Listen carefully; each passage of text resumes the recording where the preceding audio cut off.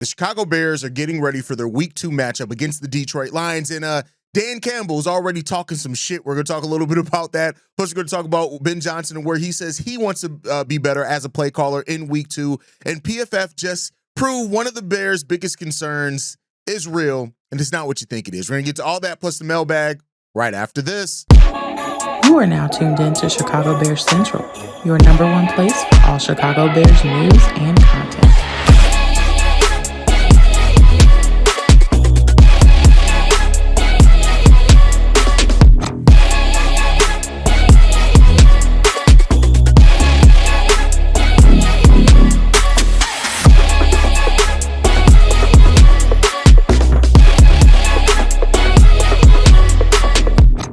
What's going on, Bears fans? Welcome to another episode of Chicago Bears Central, your number one spot for everything Chicago Bears related. I'm the host there, Hayes, but more importantly, you guys can follow the channel at Chi Bears Central on every social media platform we happen to be on. With that said, let's go ahead and get into this content for today, y'all. And Dan Campbell, right?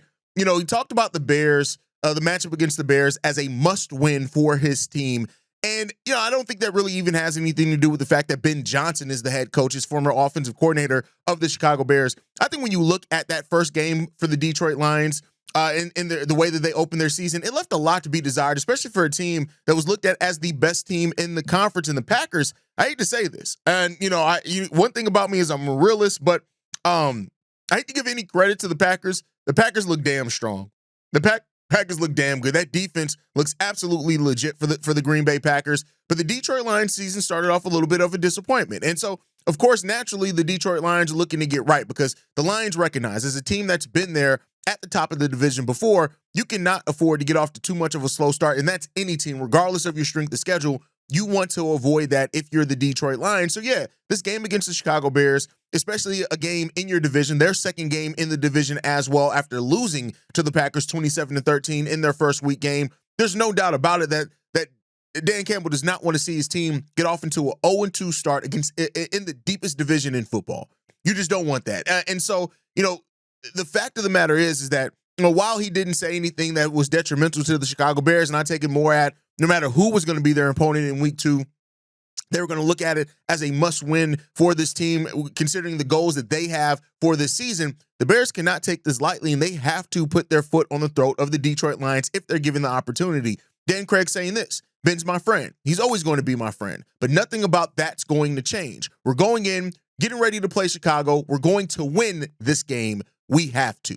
Now, you know, the Chicago Bears aren't necessarily the team that's toughest to make a win production against because of how we've been over the course of our career. And while I'm sure he respects Ben Johnson, listen, he has to do what he has to do for his team and also for them to have the goals that they have this season. You don't want to lose to the Chicago Bears, but the Bears' job is to come in here in that defense, especially with Jaylon Johnson being back healthy, right, is that you need to come out here and you need to play a total game against this Detroit Lions team. You cannot take this lightly at all. You already got Amon-Ra St. Brown already talking shit as well. Like, these Detroit Lions are looking at the Bears as they should because the Bears have not really proven anything at all yet. They're looking at this game and saying, listen, they're going to have to show us are the Chicago Bears, and that's not bad at all, right? And so, you know, we'll see what happens when it all comes down to that. Amon-Ra St. Brown saying this: week 2 is going to be so crazy. I promise you. It's going to be so electric.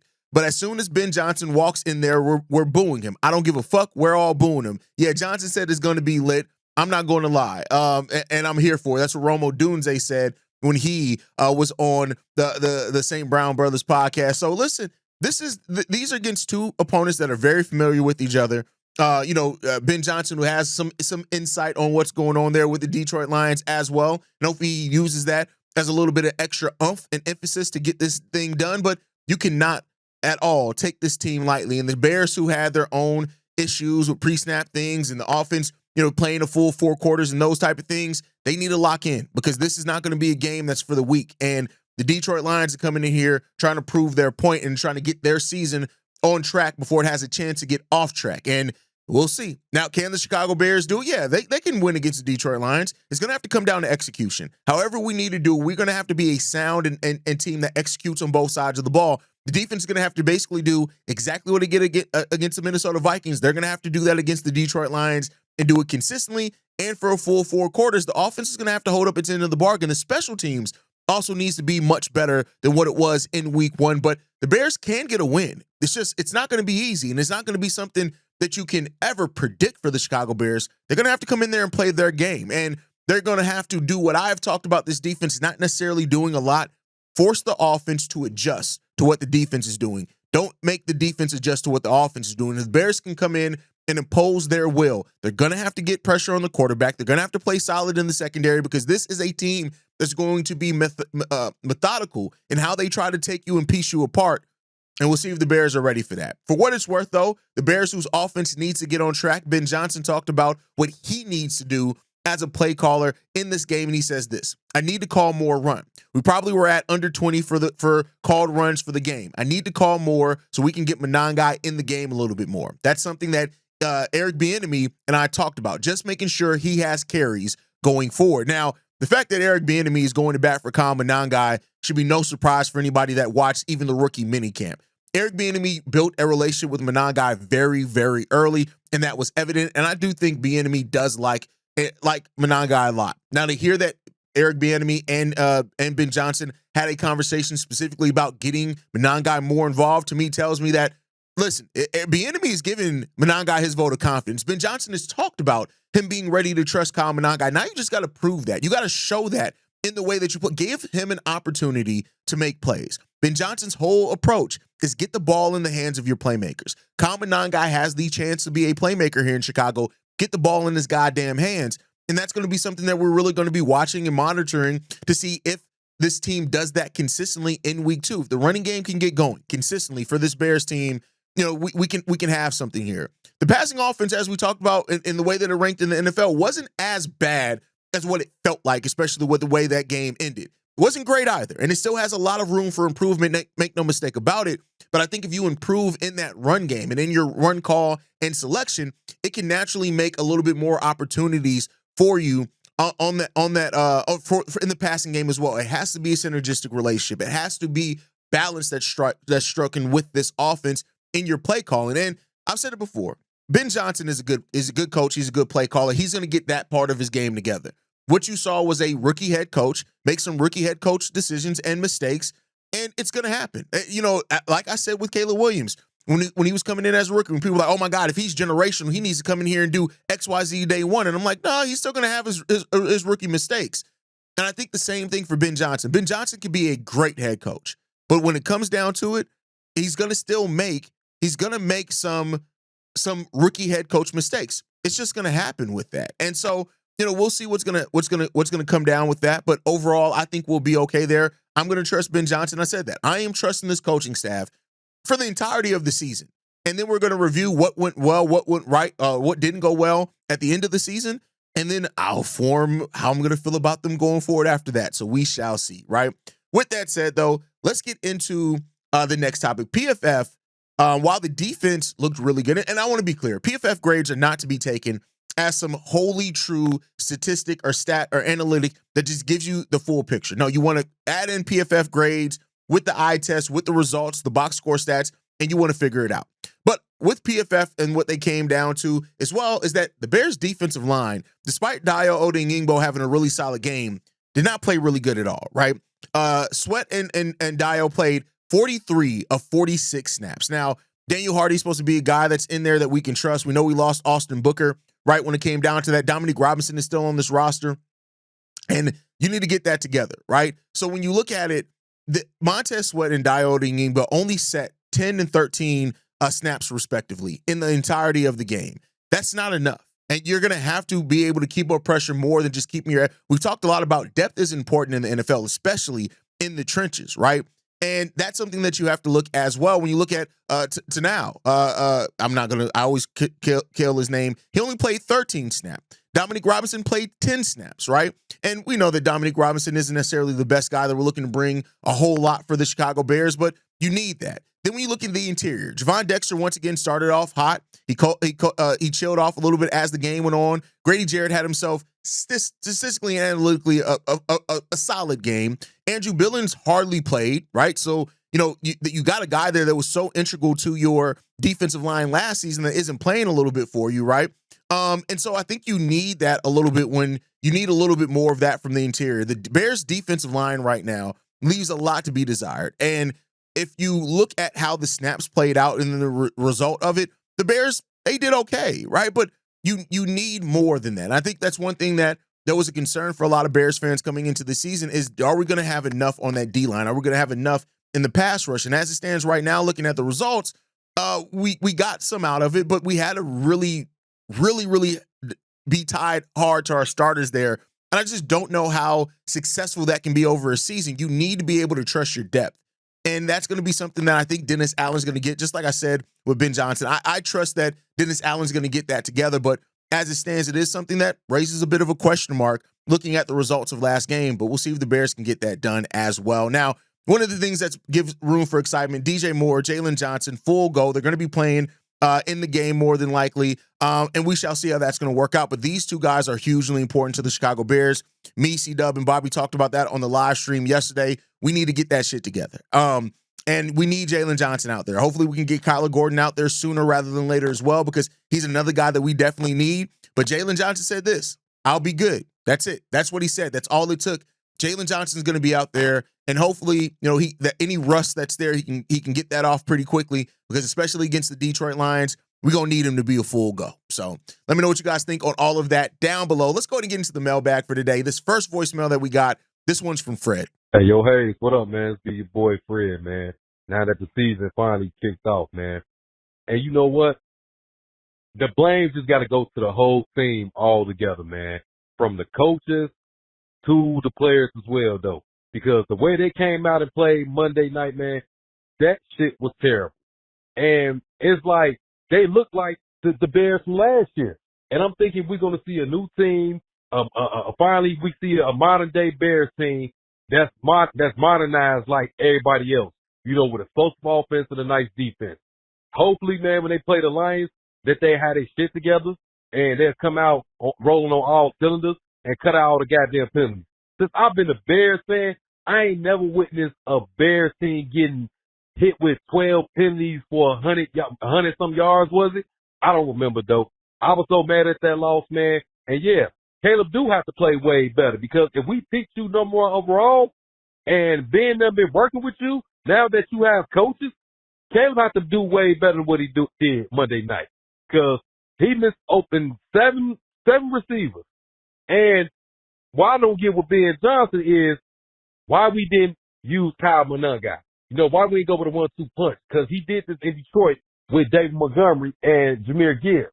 Like, hopefully, man, they cleaned up everything and we can move forward, and hopefully the Bears can have a winning record, man, because I got PTSD from the Bears. And it's like, I'm like at the point where I'm ready to like just don't want to watch them this season, because that's how they make you, like with all the Chicago teams, to be honest with you.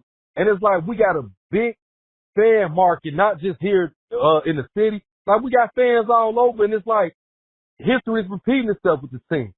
These guys need to take their head out their ass.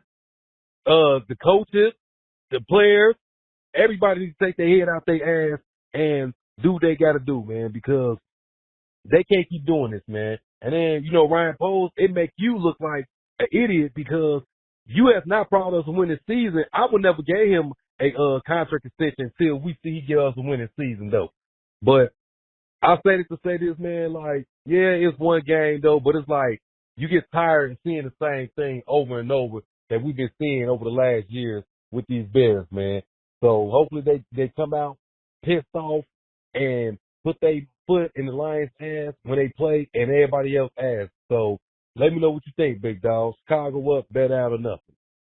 I agreed. One of the biggest questions left out of the game is Kyle Monangai, especially when you do, like you said, when you look at Ben Johnson's history using dual running backs, especially in Detroit, it was really shocking to see that Monangai really didn't get a single carry. Now, he's talked a lot about that since that point. Eric Bieniemy has talked about it, and I think that you're going to see a adjustment to that going into the next game, and I think that's going to bring better balance for the Bears. Kyle Monangai brings something that DeAndre Swift just doesn't. And, and again, right now it's theoretical. It's on paper because we haven't seen him do it at the NFL level, but I want to see him get the opportunity to do that, right?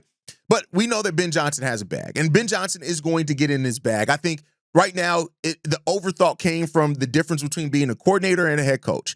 And that balance is going to strike itself eventually. And we're going to see Ben Johnson really get in his bag and be the coach that we hired him to be. I have no doubts about that. That's going to come, right? Now, as far as polls and you saying that you wouldn't have given him an extension until he got a winning season, I think you got to keep in mind that part of the thing that Ben Johnson talked about in coming here to Chicago is that he didn't want to take a job and then have the GM change a year later. He wanted that alignment, and I think that's part of why Poles did get the extension so that they can forge this next thing in tandem together. They don't have to worry about the voice changing. They don't have to worry about the direction changing. I think that's part of why you saw that. And I'm going to give them an opportunity to see what they can do now together now that Poles has a coach that he actually can start drafting to players to fit that system on both sides of the offense and defense. And let's see what happens there. All right, let's get into the next voicemail, man. This one's from Sterling. What's going on? What's going on? What's going on? Chicago Bears Central. How y'all brothers doing? Oh, Tuesday morning. Beautiful day out. Jesus. Last night. Thank God I was off today. This is Sterling. Forgot to say that. Normally I'm saying I'm on the road, but this time I'm at the crib, baby. I'm out here in Oklahoma. But anywho, let me make this brief. Let me make this phone call real quick to you guys. Hey, thank God for you guys, man, because of last night watching it, going from the highs of highs to the lows of lows, it is tough being a Chicago Bears fan. Whoo, sweet Jesus, boy. Pre-used, you know what, Hayes? Oh man, that was hilarious. The analogies that you guys come up with is crazy. But anywho, let me just say this. Caleb looks frantic. He looks like, oh my God, what to do. He doesn't look poised in the pocket. He looks like my little freaking Yorkie when I come home off the road, happy to see me, running around in circles and just so happy to see me. That's how he looked last night. And when I look at him overall, that's how he plays the quarterback position. I was uneasy after he went 10 for 10. Make the layups, Caleb. I'm not even mad at the defense, simply because of the fact that even though we're down multiple starters, the defense was holding their own. It was the offense and special teams that caused the defense to wear down, because eventually, guess what? With O'Connell over there, with the Vikings being the head coach over there, and Flores being the defensive coordinator, eventually they was going to catch on, and he made things happen. The jury is still out on Ben Johnson. I don't know. I'm holding my breath. I'm gonna just wait and see, give that approach to it. But man, thank God for Chicago Bears Central. And on my last note, C-Dub, being a homer isn't a good look on you, my brother. No, let's just keep it a spade. Let's call it for what it is. I understand what you're saying, but I so disagree with you. My boy, you spent the first minute of your voicemail with an intro that's longer than the intro I do to this podcast, and then said, let's make it brief, and then didn't make it brief at all. Just got a message you started. Love you, bro. I appreciate you, man, more than you know. But you're right. Caleb Williams did not look comfortable. After drive 2, Caleb Williams didn't look comfortable. And, I talked about it, I think, a couple of episodes ago where I said Caleb Williams never really got into a rhythm in week 1. You need to find him, you need to get him into a rhythm. Once Caleb gets into a rhythm, I think we'll be pretty good there. But, how you get there and the question marks about how often you're going to get there are going to maintain and reverberate through your entire career if you can't get that shit together. You have to get comfortable and as a quarterback, right? And so, that goes through your offense, that goes through your leadership, that goes through the players trusting you. If your quarterback seems shaky, it's hard for the offense not to be shaky. So Caleb got to build that confidence. He does have to get comfortable, and I think that that's definitely something that you are spot on with when it comes to that. Now, as far as the offense and special teams letting the team down, yeah, they did. And they have to be better in week 2. They absolutely have to be better, especially the offense. And let's hope that we see that. But thank you for that voicemail, Sterling. Let's get into the next one, man. This one's from Ant. Yo, what up, fellas? It's Ant, Army vet. Calling in about not only the game last Monday, but this upcoming game Sunday and Montez Sweat. So like, you know what I'm saying, last game sucked, but like I said, I want to be part of that. Maybe this is like the 2018 Bears, and if so, let's get to the playoffs and try to get further in the playoffs. That's all I'm going to say on that one right there, 'cause it is what it is. Game already over, but I'm glad we got real football back. This upcoming game against the Lions, look, I ain't wanting to put out a whole lot of speculations and stuff like that, but they look vulnerable against them damn cheeseheads. Like, the Lions look like they got some gaps, defense and offense, because they did not look like the same confident team that I seen last year, that everybody seen the last few years. They wasn't confident at all. Like, they just let Green Bay walk up, down, left, right, through, get whatever the fuck they wanted to do.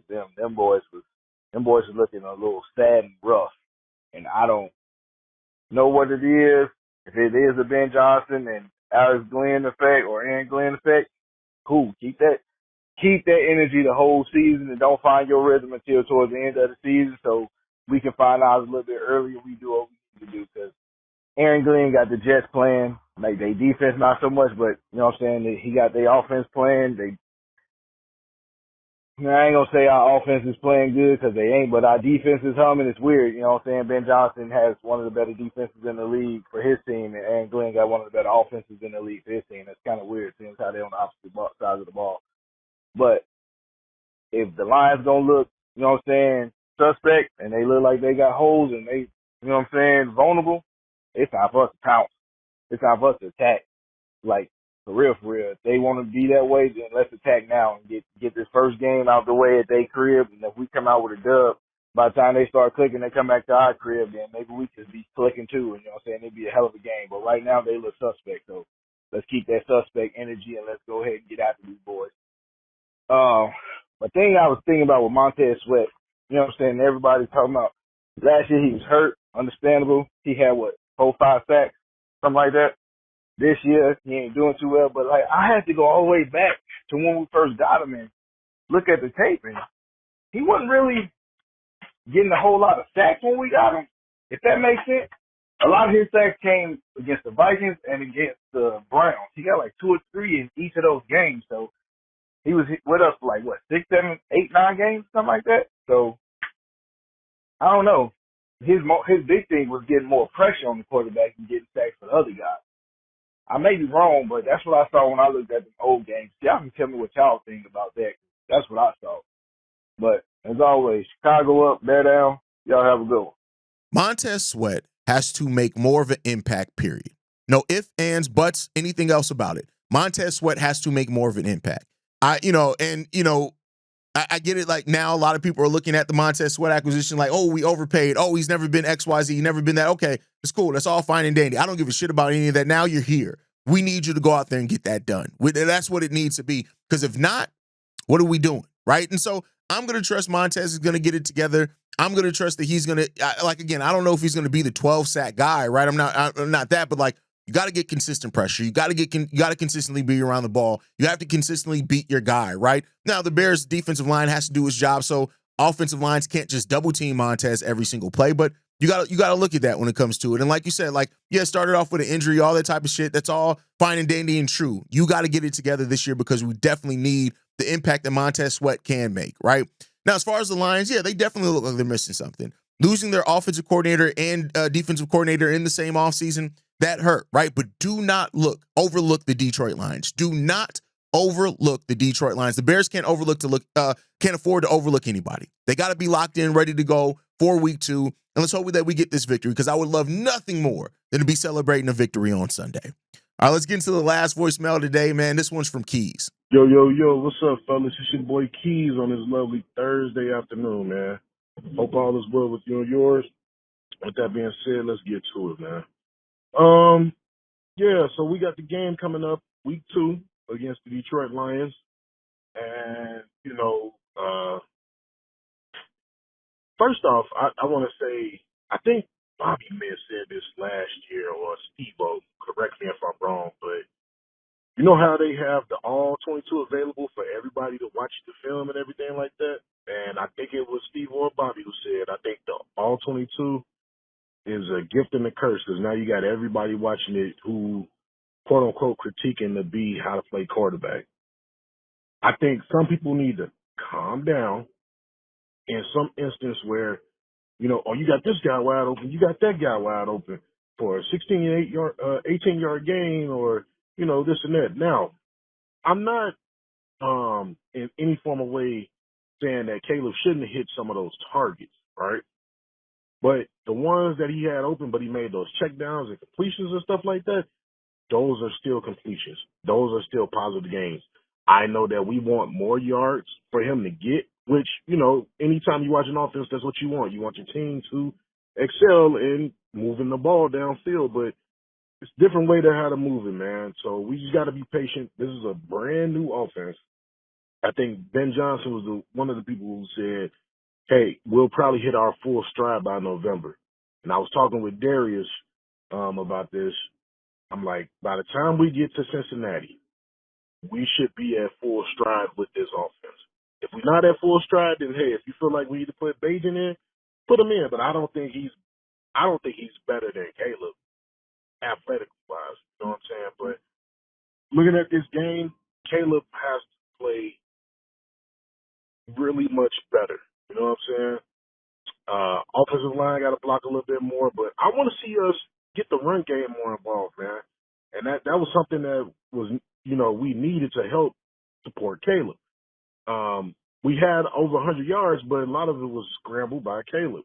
You know what I'm saying? So let's get that going. Let's try to get 30 to 35 attempts of running the ball. I don't care if we don't gain no yards, but we need to run the ball with Mononga and Swift. And then, you know, if we want to throw DJ in there, let him get about 5 carries too. But as we doing this too, same way we need to run the ball, we need to get the ball to the tight ends.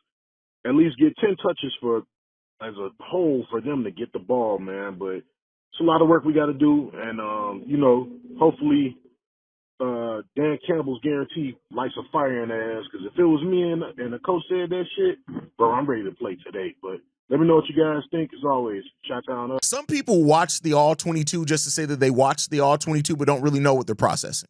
That's just the reality of it. Now, I'm happy that something like the All-22 is out there to help grow the game. Like, I look at things, there are certain things that plant seeds in people to want to grow their knowledge and become a more in-depth fan of whatever sport.